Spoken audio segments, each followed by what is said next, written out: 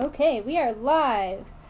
Hello, everybody, and welcome to the live special edition today of Sipping with Staff. Today, we are going to be joined by an incredibly special guest, Mr. Kyle MacLachlan, who is a renowned actor and winemaker from Washington State. So we are just going to get set up here and wait for him to join the feed here so we can invite him to join. In the meantime, Washington is a very, a really great up-and-coming wine region, and we are just gonna have a little technical difficulty here while we wait for someone to join the feed. So just give me one moment, folks. Let's see. Introduce the wine bottle. Yeah.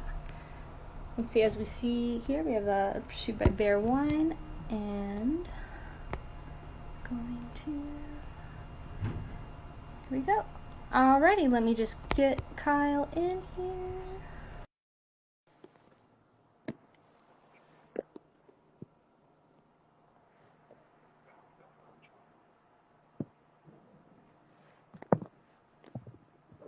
Really looking forward to talking about these wines today. Okay. Hello. Hello. All right, we're good. Right. Get the volume up here. All right.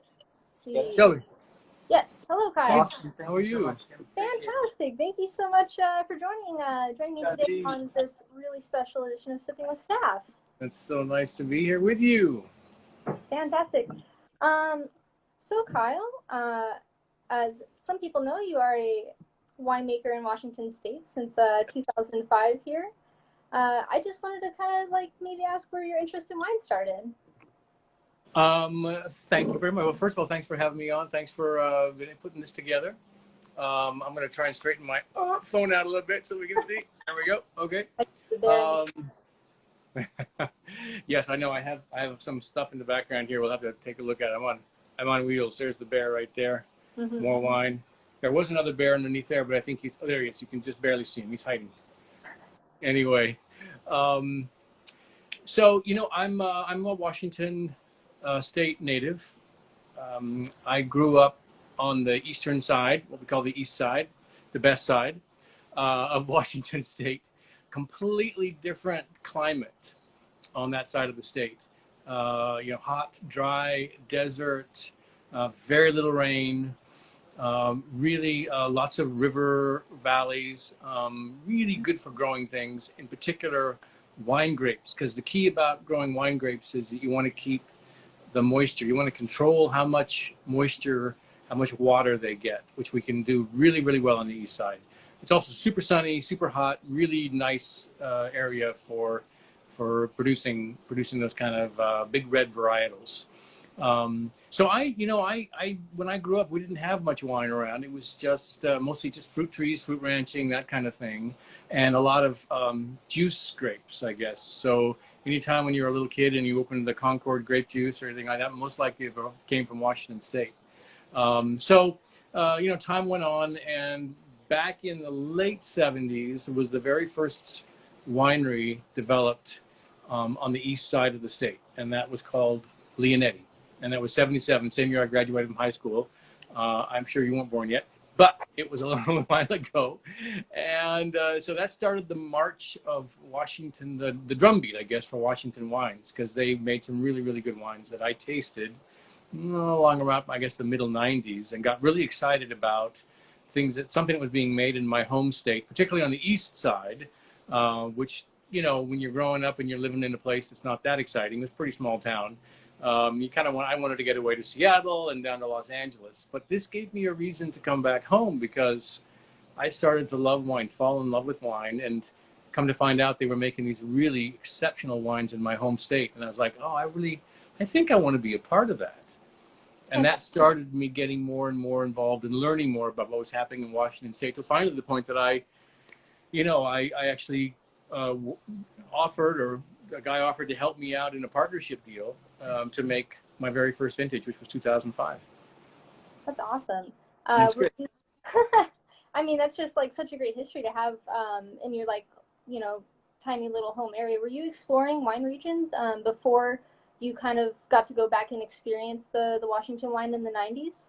I was, I'd moved to Los Angeles in the mid '80s, and so when you're in Los Angeles, as you know, Napa, the proximity to Napa is really nice.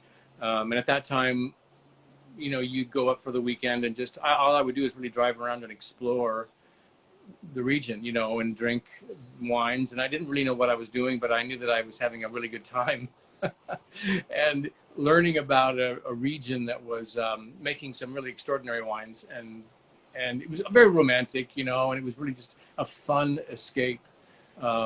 So certainly aware of what was happening in California, a little less so in France and Germany and Italy. But I was curious about wines from those regions as well. But it really started with California, and I got to become friends with some really nice with some winemakers from California. So I got to know Ann Colgan, I got to know Doug Schaefer Vineyards, and they were kind of early mentors for me in terms of my journey, which I thought about doing something in Napa for about 10 seconds, but realized it was so completely unaffordable to me at the time. I was like, it's not going to happen. But Washington became more and more of a possibility. And there were many more reasons why I would return to Washington. Once, first of all, it was my home. Second of all, my dad was alive at the time, and I thought it would be really fun to involve him in this. And my brothers also were around, and I said, this could be kind of a family thing that we could do. So that sort of started the wheels turning, I guess. That's awesome. So you mentioned Leonetti wines from Washington. Were there any other wines when you were first starting exploring wine that really just stood out to you, that you were just like, wow, like this is what I need to do? Yeah, there's a number, and they were sort of the early adopters there. There's Woodward Canyon winemaker named Rick Small. He was with friends with the Leonetti family, and so they kind of did it in tandem, I guess, roughly about the same time. So he makes wonderful wines, Woodward Canyon wines. A guy named Marty Chubb, he's at Marty Club at Le Col 41, which has been around for a while. Also makes some really extraordinary wines. So these were the sort of the early beginning people, and then when I sort of started sniffing around a little bit, it was really the Dunham family. So Dunham Cellars and Eric Dunham, winemaker, and his dad Mike Dunham, and I think they were the 8th or the 9th winery to come in existence in Walla Walla. So these were all the early folks, and there were a few others mixed in there. When I was first doing my start, I mean, there was a little place in the middle of nowhere that I got. This is my first real taste of Washington wine. It was called Wineglass Cellars, and it was Dave Loudon and his wife, and they had a Cabernet, single vineyard Cabernet from the Ellerding Vineyard, and I have one bottle left, I think it's a 95 vintage that I've been holding on to, and that to me was like, that suddenly I was like, wow, this is world-class wine.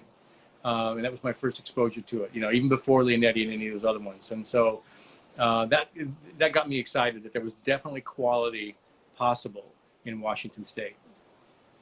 That's so great to have that connection back at home. Do your family members still help you? I see your Instagram posts where you're out there working harvest, and I think I heard in another interview you mentioned you wanted to learn more about the winemaking process by like creating a wine label with the partnership that you had. Yes.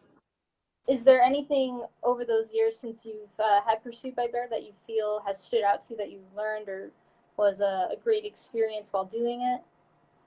I mean, it's all pretty great experience, to be honest. People that are involved in the wine business are a lot of fun. It's hard work, but it's really it's fun because you share it. It's a team effort, So while I own the brand and I kind of oversee everything, I rely very heavily on many people to help make the wine what it is. Starting with my winemaker Dan Wampfler. Dan is in Walla Walla. He makes wine for a winery down there called the Beha, which is also another wonderful winery. And he and his wife Amy they're just like, they're not only my winemakers, but it's also just when I go there, I visit with them, we hang out. Sometimes if I don't have a place to stay, I sleep in their basement. It's one of those kind of things. So it's definitely feels more like family than anything else. And I work with a number of people who advisors and capacity, around the state that help me out. So it's really and relationship with all the growers. You know, it's really a kind of a people business.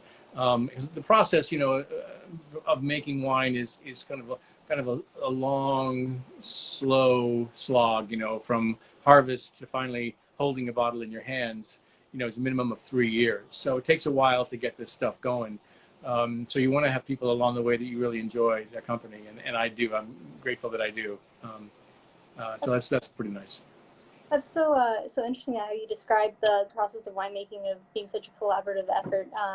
Like your other career with acting and theater work is also such a collaborative effort. And I know that your wine takes its name from a Shakespeare play, and I was just so curious about how did you come up with that idea, Pursued by Bear? Are you a big Shakespeare fan, or? I worked at Ashland, Oregon for a season. I did a lot of Shakespeare when I was at school. I really loved Shakespeare, but it wasn't my first choice by any means. I was searching around for a name. Most of them had already been taken. They were no longer available. They were already trademarked. And I think it was probably after a couple of glasses of wine that I thought of the idea of, because I'd always loved the stage direction because it's just so unexpected, so unusual, so just it comes out of nowhere, really. And it's the most descriptive of any of Shakespeare's stage direction, and I really liked it. And so I thought, well, maybe there's something there, and I tossed it around a little bit. The story goes that when I was thinking, in the midst of thinking about it, my wife and I had dinner over at Steve Martin's house, who was friends with my wife. She knew him, and I was there, tagged along, really. We weren't married at the time, and he was. I had after I got the courage. I asked him what he thought of that, and he thought it was good. It was a good idea. So I said, okay, that's all I need. That's the stamp of approval from Steve Martin. So we went from there. That's awesome. Yeah. So I wanted to talk to you a little bit about the wines that we currently carry here at KLWines. Yes, please. The 2016 vintage of all of your reds, including the debut of your Bear Cub. Nice. Great. Do you have the rosé as well, or no? You don't have the rosé? I have the Baby Bear, the Bear Cub, the Cab from the 2016 vintage, and the 2019 Blushing Bear, which I just tried today, and it's absolutely gorgeous. Okay, great. So I have the Blushing Bear here. You want to start with that one? Oh, sure. We can. Right. Are you tasting, or do you want me to just taste, or do you want me to just talk? Can we just talk about them, or? We can talk about them. Yeah, I'm not going to be opening the bottles here today, but okay. I've tasted them, and they are all quite very delicious. Okay. Excellent. So so the Blushing Bear Rosé was my third wine. We started that in 2015, and it was really no other reason to make it than just I love rosé and everyone has seen me making rosé, so I wanted to make a rosé. But I didn't want to make just any rosé. I wanted to make something that I would want to drink, and also that had that would remind me of the south of France, which is a beautiful part of the world, and I've been able to visit there a few times. And whenever I'm there, whenever you're drinking rosé in the south of France, I don't know, something about it is pretty special. So I said, okay, how can I recreate that experience? And I thought, well, if I make the rosé in the same style with the same varietals that they do there, at least I'm on my way. So this is a blend of two varietals that I think work great for rosé: Grenache and Mourvèdre. And we used to include a third Cinsault. We don't have any Cinsault in the 2019. That was just a kind of a mishap in the vineyard, actually. But it was actually a happy accident because I found that I didn't really miss it. So I said, well, we don't have to use that anymore. We'll just use the Grenache and the Mourvèdre. And we don't do anything real special with it. It's it spends very little time on the skins. So these are red grapes, of course, and so it spends just moments on the skins to get that little tiny bit of pink color. A few hours at the most before it's poured off, and we age in stainless steel barrels and a little bit of experienced Chardonnay barrels, just for mouthfeel. But it has the one thing about Washington that I think has been consistent through all the wines and is really helpful in tasting, which is this acidity, this bright acidity quality. It's like the through line that drives everything. That kind of brightness and almost a minerality that I think it works so well in a rosé because it's not sweet. It's just dry enough, and it just disappears off your palate really quickly, I think. That's so great about the minerality. I feel I Yeah. feel wine captures a bit more from Washington State as we have all that great soil from the floods that happened there, right? That gave a lot of diversity to the soil, um, Yeah. and that brightness just naturally lends itself to food. Is there anything in particular you like to pair with your rosé? Well, some of the flavors in here, there's a lot of nice citrus notes in this, as well as being having some sort of a little bit of guava, passion fruit kind of qualities. Um, I drink this a lot of times just on its own, and just enjoy that. But you know, sometimes if you're having seafood, it works really well. In fact, we're going to have some Thai food tonight, so I'm going to bring the rosé along, and along with the Chardonnay, but we'll see how the rosé does. It should do pretty well. Um, so that those kind of things, fish works really well with. Sometimes even with turkey, with white meat turkey, it works okay with that as well. It has enough body to it and substance to it that it can hold its own, but it has that same, as you said, the same kind of qualities, which really the acid really comes about because of the shifting in temperatures. So daytime in eastern Washington, of course, can be usually in the summertime it's 90s into 100s, but at nighttime it cools down. It can cool down in the 70s, sometimes even in the high 60s. So that shift of temperature kind of cools the grapes down and stops them from working and lets them rest a little bit, and it promotes that kind of acidity that's in there that I think is just really a nice component to a good rosé, to a good any wine actually, but certainly to a rosé. Uh, to just ask you a little bit about the your red wines that you have as well. The 16 Yeah. vintage I've heard from a few people in Washington were a really great long growing season, so you can get a lot of that complex flavor.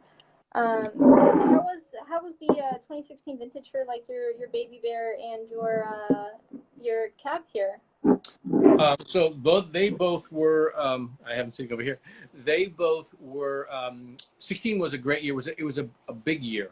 So there was an awful lot of fruit. And even though we crop pretty extensively, which means we drop fruit during the season to focus more of the energy onto fewer clusters. Even though we did that, the fruit still came in heavy. So we had a lot of fruit to deal with. The Syrah was we made in the tradition that we do we've done every year since 2008. I call it Baby Bear Syrah because that Syrah and my son were born the same year. So I put a little picture of him on there. He's sort of the little cub, and I'm the big bear that's sort of lying on the ground about to get jumped on. And he's so he likes to think of it as his wine. He's 12 now, so any jumping on me would result in me being injured. But Get to smell it at dinner still? Is that what? Is he getting to smell it at dinner? Oh yes. He's still he's still not really that interested in tasting yet, but he's curious, you know. But we have a few years to wait before he probably jumps in. Has he helped you on a harvest up there yet? He's gone up with me. Yeah, we were up there a few years back, mostly just at that time we were doing some blending. He didn't participate, but he saw the lab where everything happens and was very curious about, how we were doing the measuring and how it all was working. And so it was fun just to involve him a little bit. It continues the family tradition, which I like. But that vineyard that wine, the Syrah, has been the same two vineyards since we started, which is Lewis Vineyard and Finney. Two really nice vineyards there. They're roughly 50-50, 100% Syrah, and the barrels that I use are 600-liter barrels, so they're quite a bit larger than traditional.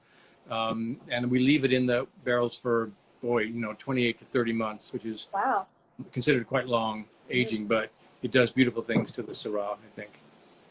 And the Pursued was that Pursued you were talking? No, the Bear Cub, right? Pursued and Bear Cub, because this is your recent release, right? Yeah, 2016. This is the inaugural vintage of the Bear Cub, and he was an accident.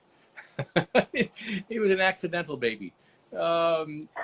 The 2016 was not only was it really an abundant year in Walla Walla, but it was also the year that I dissolved the partnership. I'd had a partnership with Dunham Cellars for quite a long time, and it was time for me to kind of move out on my own. And all amicable, and everything was fine.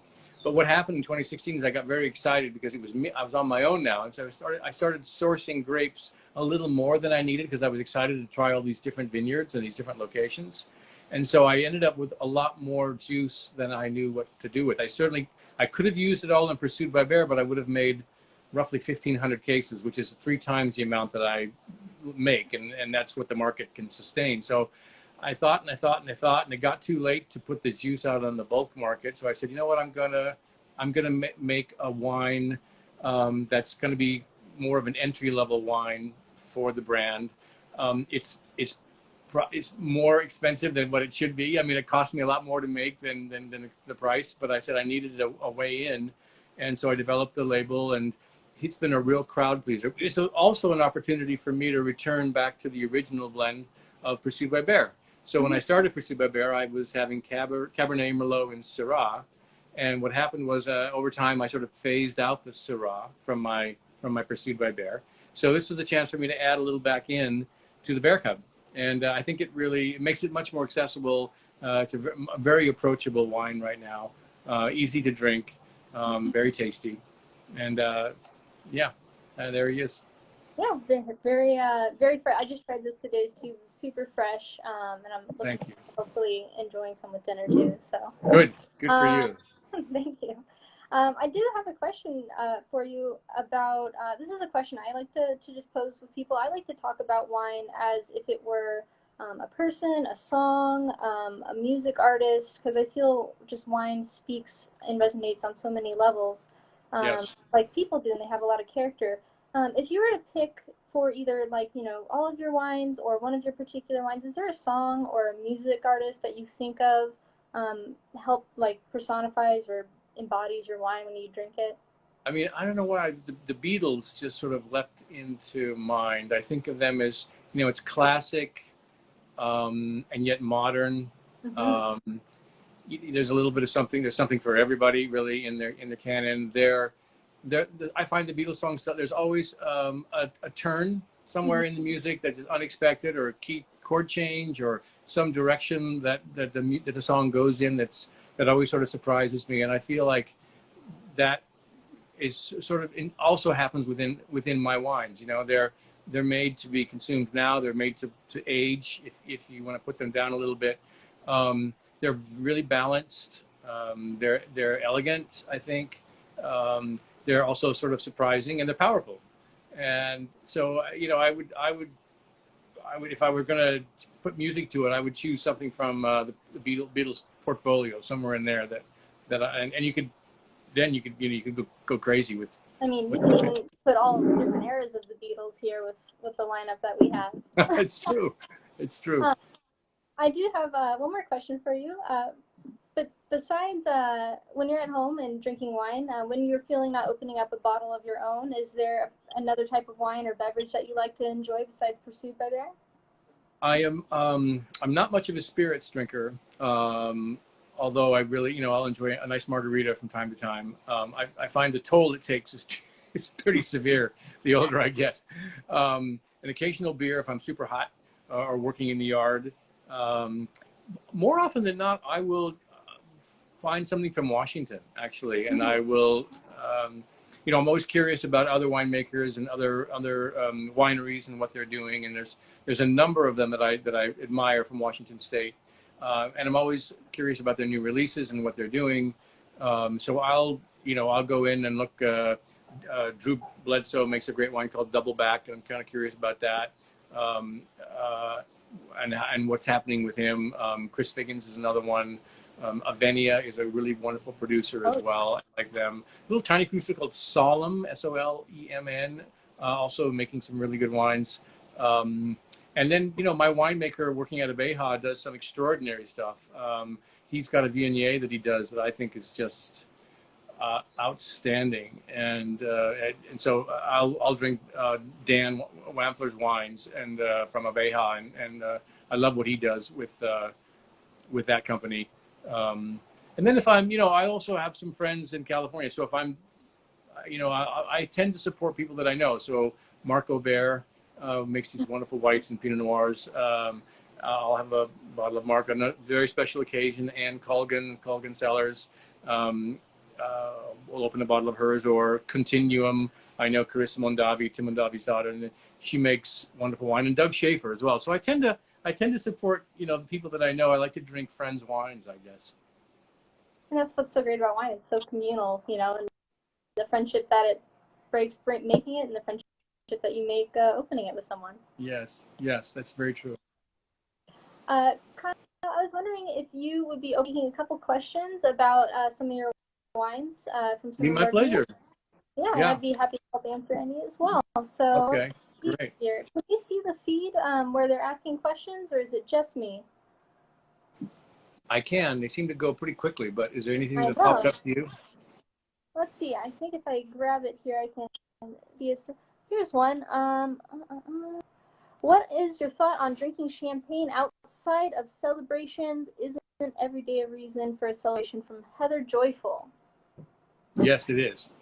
I completely concur about the champagne. In fact, my introduction to that type of approach, I should say, to drinking champagne was on my early visits to Walla Walla, actually, when I was indoctrinated into the world of the winemakers by Eric Dunham. And we would go out, and champagne would start flowing about 4:30 or 5 o'clock in the afternoon. And it was always starting with bubbles and continuing on from there. So I quickly built up my stamina out of necessity, and became a lover of champagne. So every day is a special occasion, and I say every day is a day you should drink champagne. Fantastic. I couldn't agree more. Let's see if we have other questions coming in here. And for making a spirit. I'm trying to go through because people have been asking so many great questions the whole way through. Oh, good. Let's see here. Someone is asking, and maybe it's a fun question too, what are some good ways to get into the art of tasting wine? What are some good, into the art of making and tasting wine. So how would someone maybe start approaching that from your experience? Oh, wow. Okay, great. Well, I still, I don't pretend to know a lot about wine. I know, a lot about Washington, but there are other regions that I'm pretty ignorant about. And just the best way to learn is to taste, as you know, and to have a location such as KL to go to, and Shelby, people to come in and just say, and to be completely honest and say, I don't know anything. These are some flavors that I like. And you probably have questions that you ask your customers, like the music questions, sort of say, okay, where are you? Where do you fit in this? And what's your price point? And then you'll direct them to in a way, and they'll try these wines and they'll say, yes, that was great. And then you kind of keep expanding their repertoire, on what you know. And I think both in a reputable retail place like yours, like KL, or a restaurant that you go to, and you make a connection with the sommelier, and you say, this is what I'm going to have tonight. I don't know very much about anything. What would you pair with this, or what's drinking really well right now, or what do you like in the cellar? And more often than not, they'll direct you to something that you had no idea about. They'll refine it with a couple of questions. But I think just the conversation is really a great way to start. And I do that all the time. I instead of sort of combing through the book, because my tendency is always to pick something that I know. I said, oh, I know this is good, but I'm thinking, why don't you tell me something that I don't know so I can learn something and have an interesting experience, and then they get to show off. That's a great way to start. Oh, someone is asking if your wines are available in Canada. No, I'm so sad because I kind of keep reaching out. It's a very difficult system in Canada to bring your wines in.